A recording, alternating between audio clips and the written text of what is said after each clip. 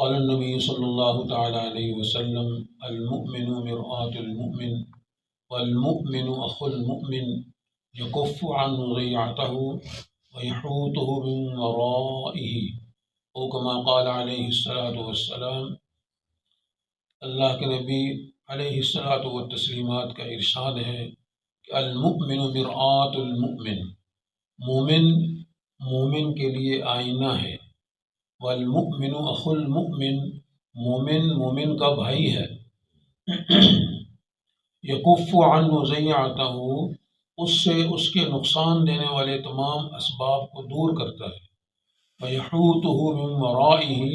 اور اس کی پس پشت اس کی حفاظت کرتا ہے۔ بڑی جامع حدیث ہے، اور اللہ کے نبی صلی اللہ تعالیٰ علیہ وسلم نے اس حدیث میں اصول بیان فرما دیے ہیں امن قائم کرنے کے لیے۔ ایک دوسرے کے ساتھ محبت اور بھائی چارہ کس طرح قائم ہو سکتا ہے؟ سب سے بنیادی بات اس میں یہ ہے کہ فرمایا مومن مومن کا بھائی ہے، اور بھائی کے لیے جو یہاں پہ بتایا گیا کہ بھائی کس طرح ہے اور اس کو کیسے بھائی کہا جاتا ہے، فرمایا کہ جس طرح ایک بھائی اپنے سگے بھائی سے اس سے نقصان دینے والے تمام معاملات کو دور رکھتا ہے، یعنی جو چیز اس کو نقصان دیتی ہے، جو عمل اس کو نقصان دیتا ہے، جو کوئی ایسا ذریعہ، کوئی سبب جس سے اس کی زندگی کو، اس کے امن کو نقصان پہنچتا ہے، تو وہ اس سے ہٹاتا ہے، اس سے دور کرتا ہے۔ اور فرمایا وَيَحُوطُ مِن وَرَائِهِ، اور اس کی غیبوبت میں، اس کی پس پشت، اس کی عدم موجودگی میں اس کی حفاظت کرتا ہے، اس کی عزت کی حفاظت کرتا ہے، اس کی عزت نفس کی حفاظت کرتا ہے، اس کے مال و اسباب کی حفاظت کرتا ہے۔ تو یہ مومن کی ایک تعریف کی گئی ایک قسم کی کہ مومن اصل میں وہ ہوتا ہے جو ان صفات کا حامل ہو۔ سب سے پہلی بات ارشاد فرمائی المؤمن مرآۃ المؤمن، مومن مومن کے لیے آئینے کی مانند ہے، شیشے کی مانند ہے۔ ہم جب گھر میں ایک جگہ مناسب جگہ پر ایک بڑا سا آئینہ لٹکا دیتے ہیں، شیشہ لگا دیتے ہیں، ایک شیشے کو فٹ کر دیتے ہیں دیوار کے ساتھ،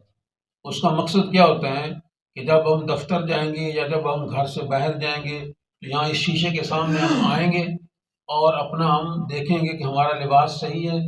ہمارے چہرے پر کوئی داغ دھبا تو نہیں ہے، ہمارے بال صحیح ہیں، ہمارے کپڑے صحیح ہیں، ہماری ٹوپی صحیح ہے۔ اس طرح ہم اس شیشے کے سامنے جا کے اپنے آپ کا جائزہ لیتے ہیں۔ اسی طرح اللہ کے نبی نے فرمایا کہ مومن بھی دوسرے کے لیے ایسے ہی شیشے کی مانند ہے کہ شیشے کے سامنے انسان جاتا ہے نا تو دیکھتا ہے کہ جی وہ شیشے میں میرا چہرہ نظر آ رہا ہے، اس پہ یہ داغ لگا ہوا ہے، یا میری آنکھوں کے اندر میل نظر آ رہی ہے، تو وہ فوراً جاتا ہے اور اپنے اس داغ کو دور کرتا ہے، اپنے چہرے کو دھوتا ہے، اپنے چہرے کی صفائی کرتا ہے۔ وہ دیکھتا ہے کہ میرے بال سنورے ہوئے نہیں ہیں، وہ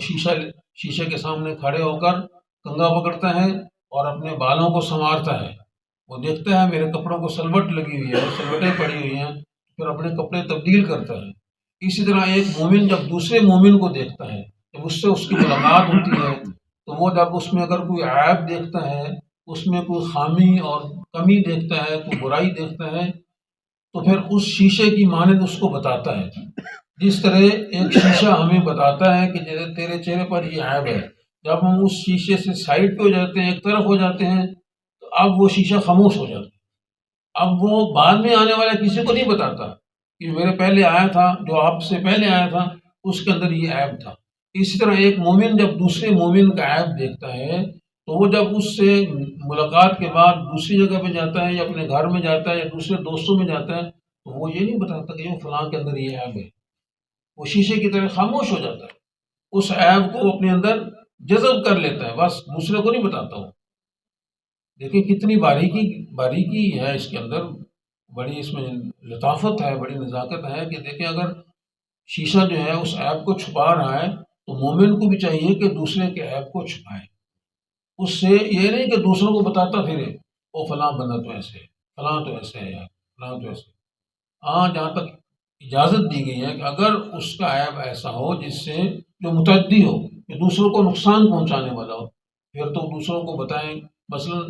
کسی آفس میں ہم نئے جاتے ہیں تو پہلے والا ہمارا کوئی واقف بندہ ہو تو وہ ہمیں جانتا ہو، بتایا کہ یہ بندہ جو ہے نا، یہ مثال کے طور پر اس کے اندر یہ عیب پایا جاتا ہے، یہ فلاں برائی اس کے اندر پائی جاتی ہے، جس سے ہمارے دفتر کو نقصان پہنچ سکتا ہے، جس سے ہمارے ادارے کو نقصان پہنچ سکتا ہے، تو پھر اس سے اس کو بتایا جائے، اس سے اس برائی کو دور کرنے کی کوشش کی جائے۔ تو بہرحال شیشہ جس طرح آئینہ جو ہے وہ ہمارے عیوب کو چھپا لیتا ہے اپنے اندر اور خاموشی اختیار کرتا ہے، دوسروں کو نہیں بتاتا، اسی طرح مومن بھی مومن کے لیے، اپنے ساتھی کے لیے ان کی اس کے عیوب کو چھپاتا ہے اور ان کا ڈھنڈورا نہیں پیٹتا، ان کو دوسروں کو نہیں بتاتا ہے۔ اسی طرح یہ بھی ہوتا ہے کہ جب ہم شیشے کے سامنے جاتے ہیں تو ہم اپنے کمزوریوں اور خامیوں کو یا اپنے کسی عیب کو دیکھتے ہیں تو اس کو دور کرنے کی کوشش کرتے ہیں۔ اسی طرح ہم جب دوسروں کے کسی عیب کو دیکھیں تو ہم یہ سوچیں کہ کیا میرے اندر تو یہ برائی نہیں پائی جاتی، میرے اندر تو یہ معاملہ نہیں پایا جاتا، چاہیے کہ میں اس اپنے اندر سے اس برائی کو دور کر لوں، اس کمی کو دور کر لوں، اس خامی کو دور کر لوں، تو اس سے ہی ہمیں یہ فائدہ ہوتا ہے۔ بہرحال آپ صلی اللہ تعالیٰ علیہ وسلم نے ہمیں بڑی باریکی کے ساتھ ہمیں ایک دوسرے کے لیے یعنی مفید ہونے کی اس میں ایک اصول بتا دیا ہے، ایک گر بتا دیا ہے۔ فرمایا مومن مومن کے لیے شیشہ ہے، جس طرح شیشہ اس کو فائدے پہنچا رہا ہے، مومن کو چاہیے کہ دوسرے مومن کو فائدہ پہنچائے۔ اور اگلی بات ارشاد فرمائی مومن مومن کے لیے بھائی ہے، تو بھائی حقیقی بھائی جو ہوتے ہیں اگر ان کے اندر لالچ حرص تمنا پیدا ہو تو اپنے بھائی کا خیال رکھتے ہیں، غمی خوشی میں دکھ درد میں اس کے شریک ہوتا ہے اور اس سے تکلیف کو ہٹانے کی کوشش کرتا ہے۔ تو عام مومن جو ہمارا خونی بھائی نہیں ہے، جو ہمارا خاندان کا رشتہ دار نہیں ہے، لیکن وہ ایک ہمارا انما المؤمنون اخوۃ کے دائرے میں آ کے ہمارا مومن بھائی بن گیا ہے، تو ہمیں چاہیے کہ ہم اس سے اس کی تکلیف کو دور کرنے کی کوشش کریں، اس سے اس کے دکھ درد کے اندر شریک ہوں، اور اگر وہ ہمارے سامنے موجود نہیں ہے تو اگر کسی مجلس کے اندر ہم موجود ہوں، ہمارے پاس وہ ایک تیسرا بھائی موجود نہ ہو اور اس کے بارے میں کوئی غیبت کی جا رہی ہو، اس کی برائی بیان کی جا رہی ہو، اس کی عدم موجودگی میں اس کی عزت نفس کو